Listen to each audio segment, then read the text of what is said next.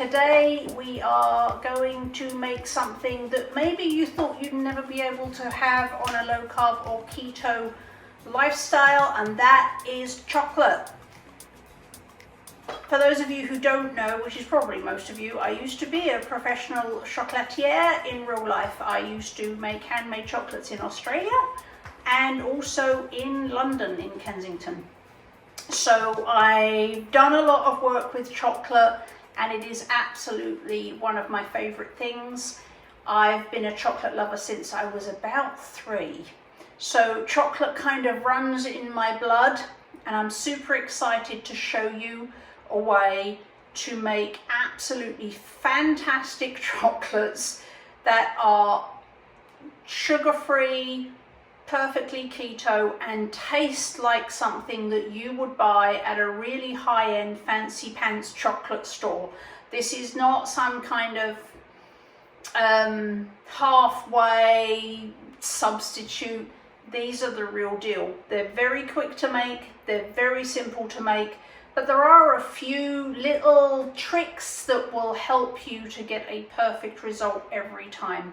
So we are going to start with 8 ounces of unsalted butter. It's not, which in this case is a whole block of Kerrygold, which is my preferred butter, but you may use whatever butter you have.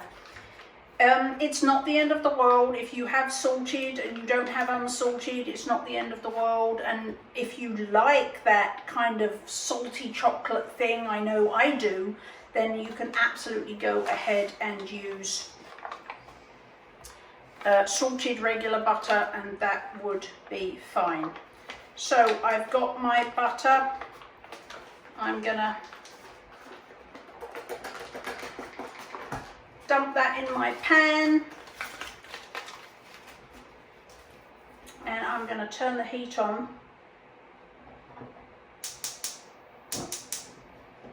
Key, probably the most important thing about this recipe, which is linked below. There's an easy link below to take you to the recipe with all of these, so you don't have to write it down. You can just go there and get all of the instructions and the reminders and the weights. But the key thing, the thing where people go wrong with this recipe, is that they don't have the heat down low.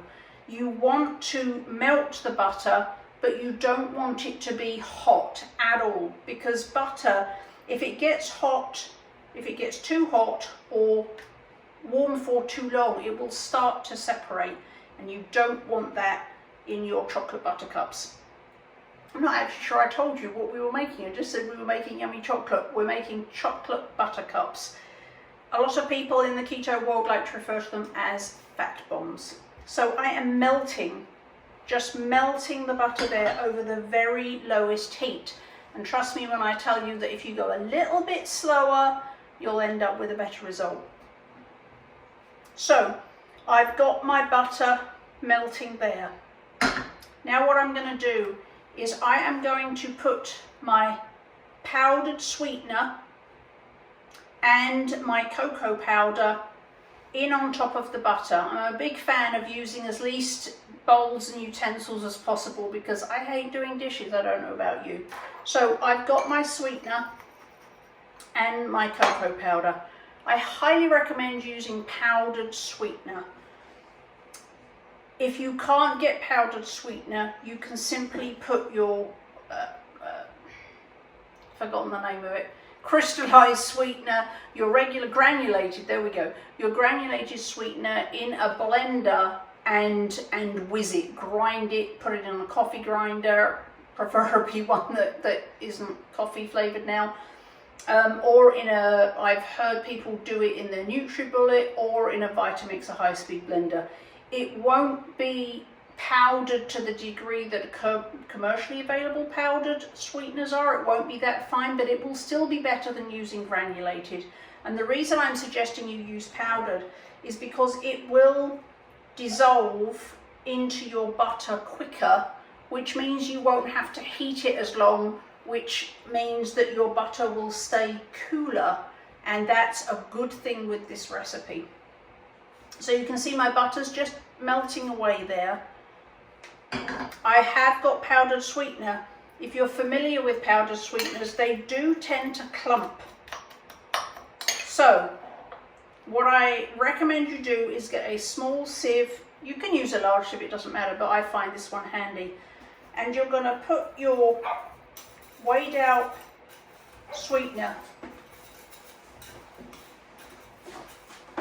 and you're going to sieve it directly into the pan with your butter.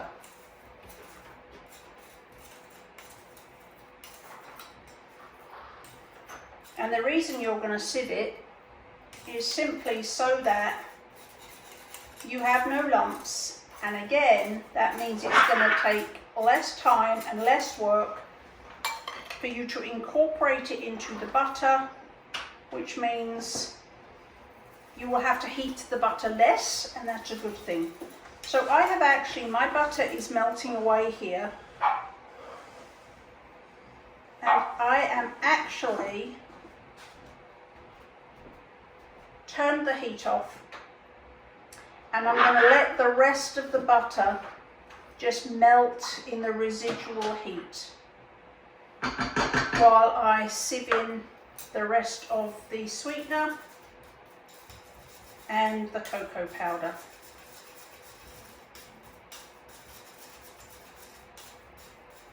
So I'm just sieving the sweetener in just to get rid of the lumps, because that makes it easier. I do have some big lumps there. I'm going to smash those up in just a second, but let me get the rest of the sweetener in here.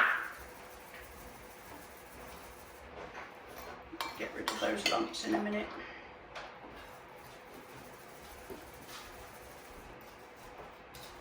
And actually it's a good thing because I can show you how I do that too.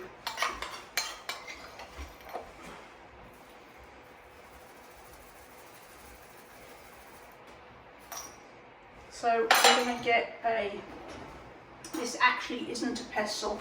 This is, and I've forgotten the name of it, but it's a thing that bartenders use, and you use it for muddling mint, but I'm going to use it to, if you have a pestle and mortar, that will work too. But I'm just going to use this to break up my powdered sweetener.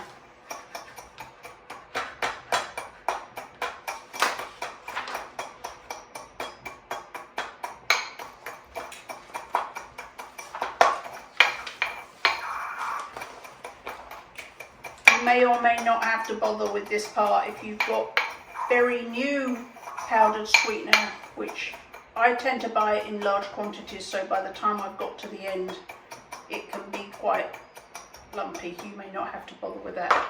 Anyway, that's one way to fix that problem.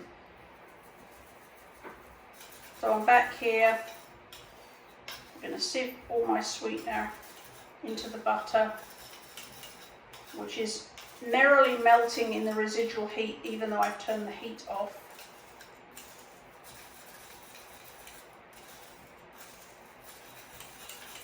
This normally isn't quite as much work as this. If your powdered sweetener is free flowing, then this is a breeze. This literally takes a few seconds.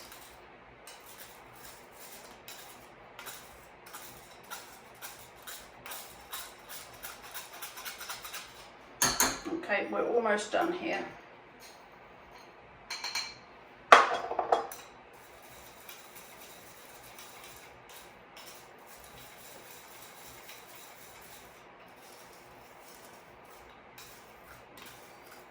Just push it with the back of your spoon against the sieve and it will go through.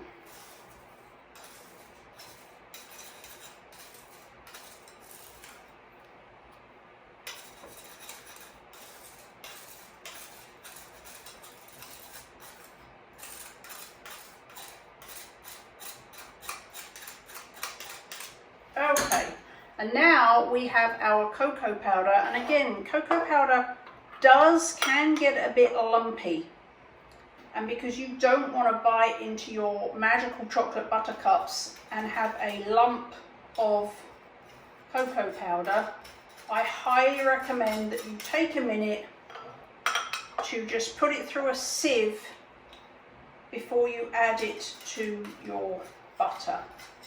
Then you're not going to have lumps of cocoa powder messing up your yummy chocolates. Okay, so that's sieved both of those in there. Muddler, that's the thing. Muddler, you need to smash your... Now my butter is pretty much melted while I was doing that. And I'm just gonna stir all of that in.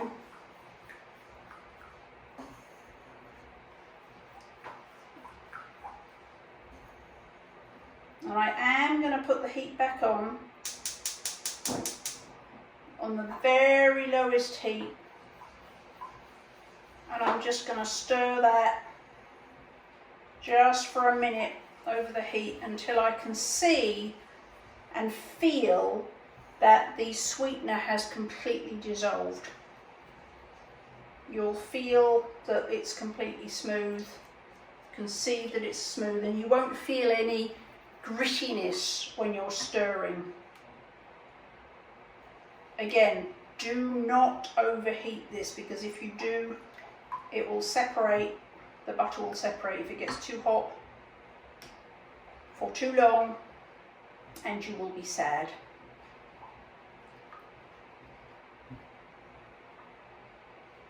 So I can feel and see that all of the sweetness dissolved, so I'm going to turn that off. And it's warm. I mean, I can feel that it's warm on my finger, but it's not hot at all. It's just warm. I've turned the heat off. I'm going to leave that there for a second. You know, if I wasn't on video, I totally would have licked that off my finger. And here I've got chocolate.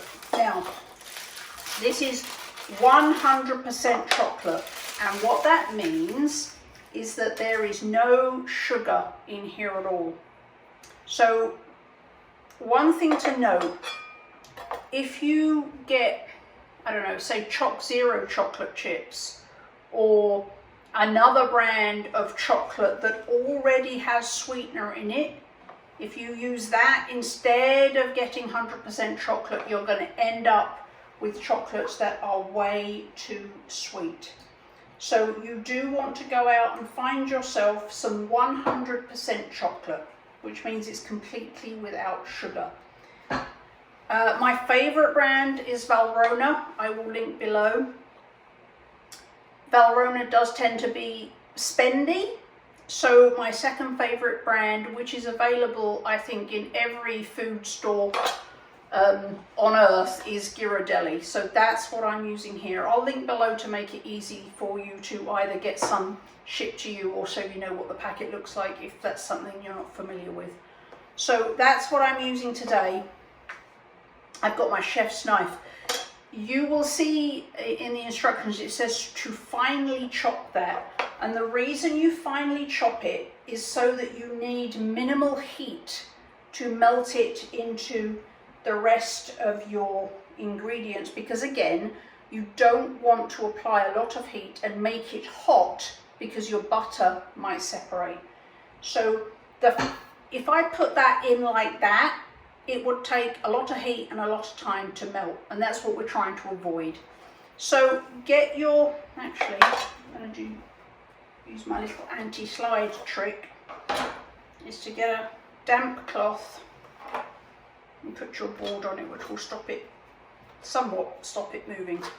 So I have my chef's knife, wider here than in the handle, so that when you cut, you're not smashing your fingers on the table. And just, I find it easier to start on a corner, but you can start wherever you like. And then just, the other thing you can do if you want is you could grate it. You could grate it directly into your pan if you wanted to. I'm just so used to using a knife. But you'll see This is super fine. I mean, it's almost like it's been grated. So that's what you're going for. Really, really small. And there's not a lot of it, so it doesn't take more than a few seconds to get it all done.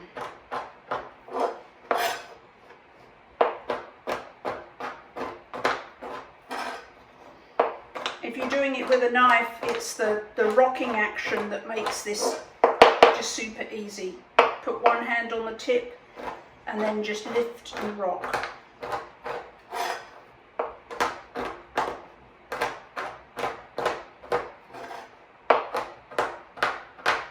But again, you could grate it as well.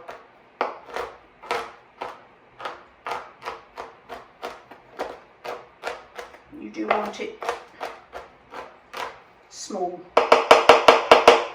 Now you are going to carefully slide that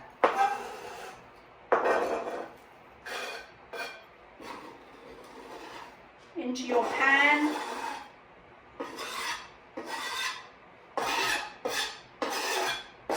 With your warmed butter. Actually, I'm going to get that out of the way. And we're going to stir that in. You will probably find, if you've done a good job of making it really fine or grating it very finely, you probably will not have to turn the heat on again to melt all of that chocolate. You will have problems if you don't chop it. So if you can get all that chocolate melted without turning the heat on, yay you.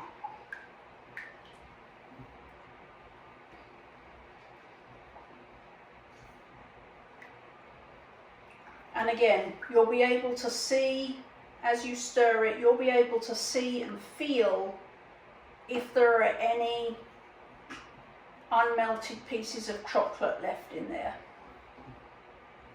So just stir it around until you're confident all the chocolate's melted, and try not to lose your mind, because the smell that is wafting up from this pan as you do this is just magical. So enjoy that aroma, because it's going to be an hour or so before you can eat one. Alright, so there's no pieces left, everything's completely melted, and I did that without having to turn the heat back on. So now what I'm going to do, and this piece is just to make it easier for you. I have got a jug, and I am going to pour my chocolate into the jug, and you'll see why in a minute.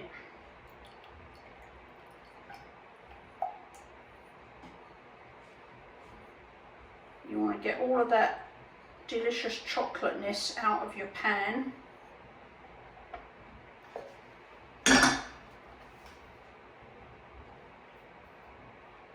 Okay, so I put that in a jug simply to make it a lot easier and cleaner for you to get it into your mold.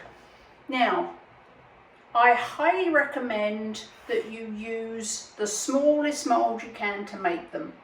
And that's because you can much more easily control your intake if you've got smaller ones rather than a large one.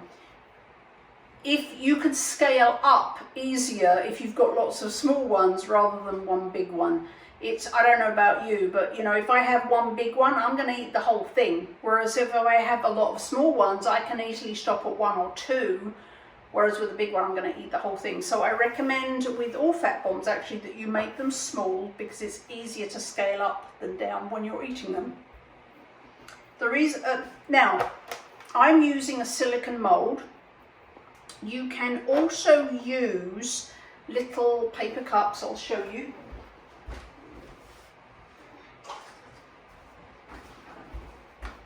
If you don't have paper cups, you can use mini cupcake liners. So these tiny little papers, if you have those, you can use those instead. Or you can also use a flexible ice cube tray. That would also work. I love using these, and I have lots of different shapes just because it makes it fun. But silicone is what I recommend. However, there are alternatives if you don't have silicone molds in your budget right now. So the reason that I put it in a jug is that it makes it super easy, super clean, and super accurate to pour your chocolate buttercup mixture from a jug than it does to try and do it from a pan. It's much easier to control in a jug. And this is actually one of my favorite, oh, there's chocolate all over it. This is one of my favorite pouring jugs. It's actually a jug that is designed for frothing, making cappuccinos. It's a frothing mug that they use for that. It has a very accurate pouring spout. So that's why I like to use this jug when I'm doing pouring things that requires any amount of accuracy. The other thing you'll have noticed is that I've put my molds on this tray, on a cookie sheet. You could also put it on anything solid. You could put it on that. You could put it on a plate if you have one. The reason for this is simply because that, once this is full of chocolate, if you try and pick that up and move it to the freezer, you're going to have a mess. So find something that you can put it on. When it's full, you pick it up on here, carry it to your freezer, put it in the freezer on your tray or your board to open freeze it. As soon as they're frozen, you can take them out of the molds and put them in a Pyrex or some other container just to get them frozen.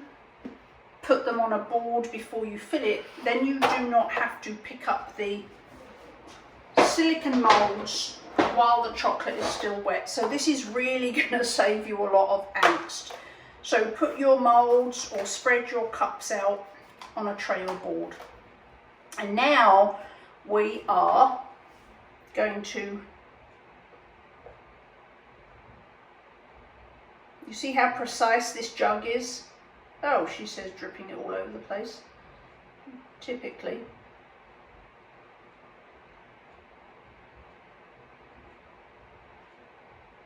It's a lot more precise than most measuring jugs. I'm going to come back to that end one. So just carefully, and again, if you take a few seconds to do this carefully in the first place, rather than going fast, you'll have a much better result.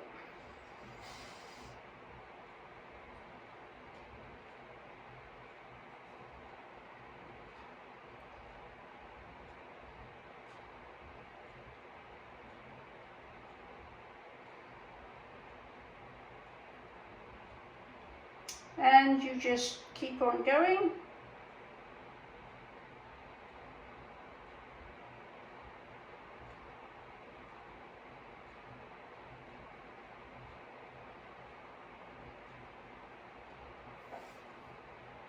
Until you have filled up all of your molds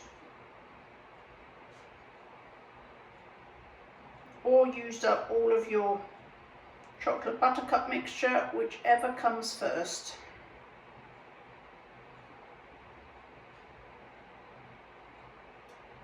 Oop, overfilled that one just a touch.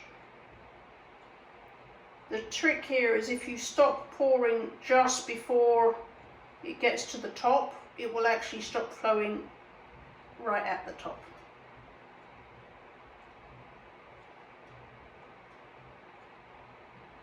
And this does make